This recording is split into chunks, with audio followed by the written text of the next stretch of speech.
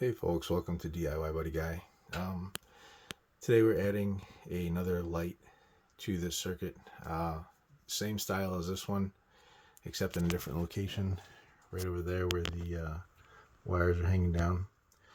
And the project is we want to put that other light on the same switch as this one. So not a terribly difficult project. What you want to do is make sure you have the right size gauged wire. This is a 12 gauge wire, which is good for 20 amps, which is the max typically for residential wiring. You don't want anything smaller than 14 gauge wire, so it's safer to go with the heavier gauge 12 gauge wire.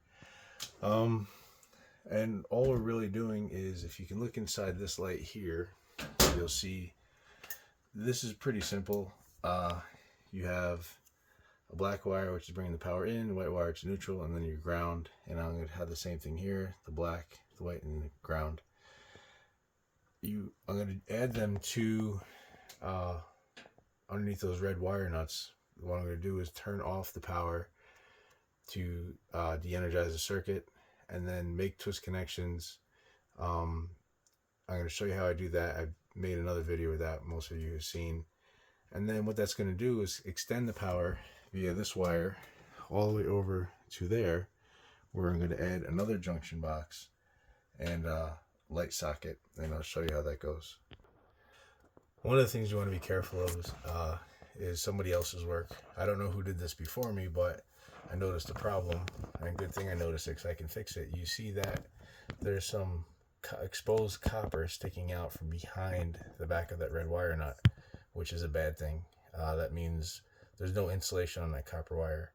So when we put things back together, we're going to make sure that our connections are clean and tight and safe, and there's no exposed copper, and keep it all protected. The next problem we have is you see how this wire is straight. You can't just bunch all three wires into the wire nut like just laid together.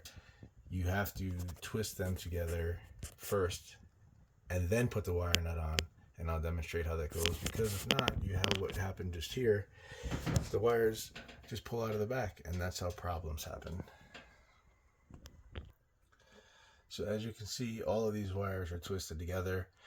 The way I did that is I held the bundle with one pair of pliers, and while holding that, I used my Lyman pliers, which is big old flathead pliers, grabbed the whole knot of them, and then twisted, made sure all the insulation was lined up evenly. And now it's a little bit longer than I need. What I'm going to do is, here's my wire nut, the overall length of my wire nut.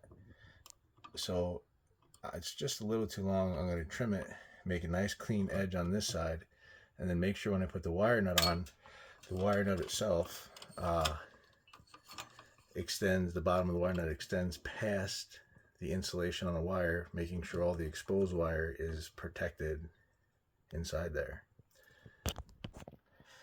So I trimmed that, and the benefit of doing it this way is the wires they're locked together. They're not going to come apart, and this is going to keep it that way, as opposed to on this side. I'll show you the white side I haven't done yet.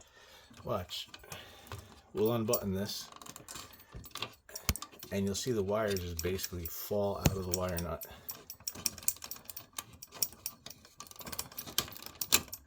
Look, it just falls apart.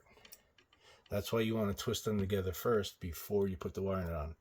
Second interesting note is the color of wire nut is significant to the size. Red wire nuts can hold up to 4 conductors, which is what I have there, 4 black wires, and then I will eventually have 4 white wires together. So make sure you size your wire nut to your project. Thanks again for watching.